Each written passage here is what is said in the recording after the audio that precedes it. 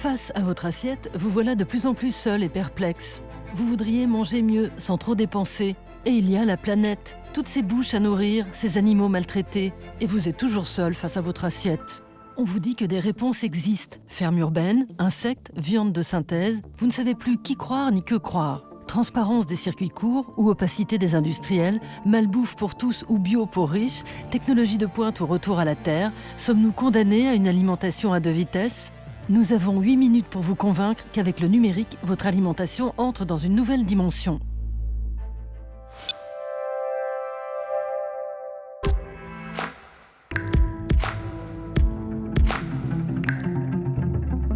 You've been hearing and reading reports.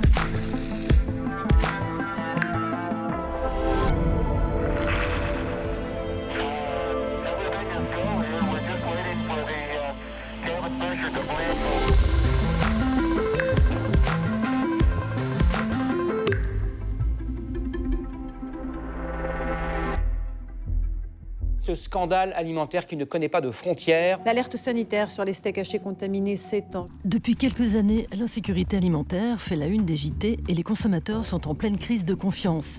Les chiffres sont sans appel. En France, 65% des consommateurs ne font plus confiance à la grande distribution. 86% veulent faire plus attention à ce qu'ils mangent. On est dans un contexte où notre alimentation est extrêmement industrielle. Les aliments viennent de loin, sont faits dans des usines et donc on a perdu un lien entre le territoire où étaient produits nos aliments, le producteur.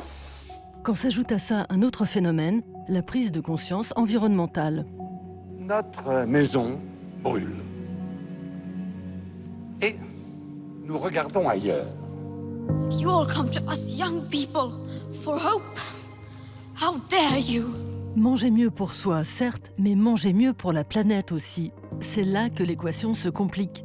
Garantir aux consommateurs la qualité de leurs aliments, créer un modèle d'alimentation écologique et durable, permettre à tous de se nourrir. La question est, est-ce que je continue à acheter les produits que j'avais l'habitude d'acheter? Est-ce que obligatoirement je dois aller acheter un produit bio parce qu'a priori il est un petit peu plus sain? Est-ce que je dois acheter un produit local parce que je peux rencontrer le producteur? Est-ce que je dois acheter une marque nationale parce que c'est un gage de qualité? Plus personne aujourd'hui ne sait. Et quand on prend en plus l'impact environnemental que ça peut contenir, on est perdu. Et si le numérique venait au secours de notre assiette? Il me semble que l'on est à un moment de transition où on avait un modèle alimentaire extrêmement industriel dont il faut souligner quand même qu'il a permis de nourrir l'ensemble de la population française, ce qui n'était pas le cas au sortir de la Seconde Guerre mondiale. Donc un modèle agroalimentaire qui s'est développé, qui est à bout de souffle, qui doit changer. Et les outils numériques, que ce soit dans le domaine de la production, de l'agriculture ou du côté des consommateurs et de la consommation, ça apporte vraiment de nouveaux leviers pour faire émerger de nouvelles pratiques de consommation qui soient plus favorables à la santé ou qui soient également plus favorables aux dimensions environnementales de l'alimentation.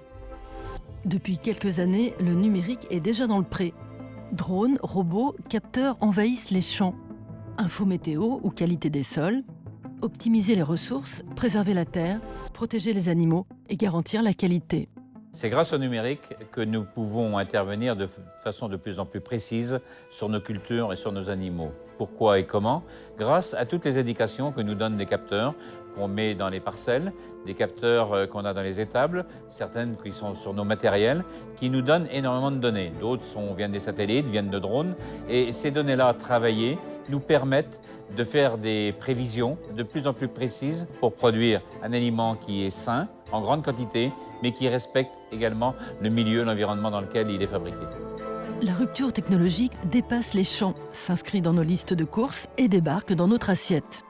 C'est grâce au numérique que le consommateur peut faire remonter de façon de plus en plus précise ses besoins, ses envies, ses sollicitations aux producteurs, via certaines applications qu'on voit maintenant que le consommateur peut avoir chez lui, au supermarché ou ailleurs, mais qui permettent aussi aux producteurs d'avoir des indications sur les besoins du consommateur. Aujourd'hui, pour l'agriculteur, un objectif, parler en direct avec son consommateur. Redonner aux consommateurs le goût des petits marchés où on achète directement aux producteurs. Du coup, les locavores s'organisent et court-circuitent les réseaux de distribution traditionnels. Et ça plaît à notre assiette avide de plus de transparence. 53% des Français favorisent de temps en temps ces nouveaux modes de production plus directs, sans intermédiaire. Alors, l'alimentation de demain, ça se fait sans les industriels? Je ne pense pas pour plusieurs raisons. Une des problématiques fortes pour demain, c'est que l'évolution de la population dans le monde est en totale inadéquation avec les capacités de production alimentaire. Les zones où on voit les populations augmenter considérablement, globalement tout le bloc asiatique, n'ont pas forcément les terres nécessaires pour pouvoir nourrir leur population. La pression est grande car seuls 10% des produits alimentaires mis sur le marché sont vérifiés et certifiés. Pour rester dans le coup et regagner notre confiance, un seul mot d'ordre, la transparence. Les industriels font face aujourd'hui à une vraie problématique. Comment regagner la confiance vis-à-vis de leurs consommateurs? Apportez-moi de l'information, apportez-moi de la transparence. Mais si cette transparence et cette traçabilité n'est pas prouvée, on reste dans le discours marketing. Et ça, les consommateurs n'en veulent plus aujourd'hui. Ce temps est révolu. Des preuves, ok, mais comment? Et si on suivait les ingrédients pas à chaque étape de leur production? C'est l'immense défi qu'une nouvelle technologie essaie de relever, la blockchain. Imaginez juste une information qui soit portée par chacun des acteurs de la chaîne. Chacun de ces acteurs porte son information, la met dans un endroit qui est partagé, sécurisé et qui la rend infalsifiable. La blockchain, ça va vous permettre, finalement, mise bout à bout toutes ces informations, de reconstituer le fil et l'historique complet de votre produit. Et oui, c'est ça la blockchain. Le yaourt que vous mangez est exactement ce qu'il prétend être. Peu importe où vous l'avez acheté, parce que chaque action, chaque transaction, chaque élément qui le concerne, de sa conception jusqu'à l'assiette, sont traqués, gravés et stockés dans un gigantesque livre numérique. Que producteurs, transporteurs, distributeurs et industriels partagent ensemble sur le cloud, jusqu'aux consommateurs. Vous n'avez jamais un seul acteur qui fait un produit. Vous avez toujours une chaîne qui implique différentes organisations avec différents rôles. On l'a compris, la blockchain promet la transparence. Mais la planète alors? Aujourd'hui, 1/3 des aliments produits chaque année dans le monde finissent à la poubelle. Et la majorité des aliments gâchés le sont avant même d'atterrir dans notre frigo. Pour anticiper les pertes, imaginez que des capteurs récoltent des données sur la fraîcheur des produits, leur conditionnement et leur transport. Informations inscrites et traitées en temps réel dans la blockchain. S'assurer aujourd'hui que l'ensemble des acteurs respectent la chaîne du froid évitera le cas où, quand l'information est absente, que le lot doit être détruit. Parce qu'aujourd'hui, c'est ce qui se passe. Si on a un doute, on détruit. Donc, la blockchain, c'est plus de sécurité, moins de gâchis, mais aussi redonner au travail des producteurs sa juste valeur et aux consommateurs son droit de regard sur ce qu'il achète.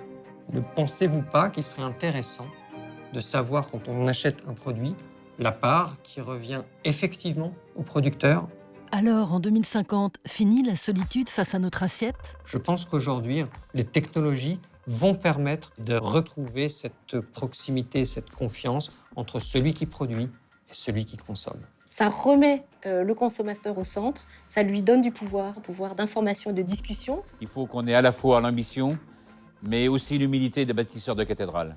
L'ambition, c'est d'être à l'origine de quelque chose de grand, qui va transformer l'agriculture, qui va transformer l'alimentation, mais aussi l'humilité de penser que ceux qui poseront les premières pierres, peut-être nous, ne mettront pas le coq sur le haut du clocher parce qu'il faudra des années.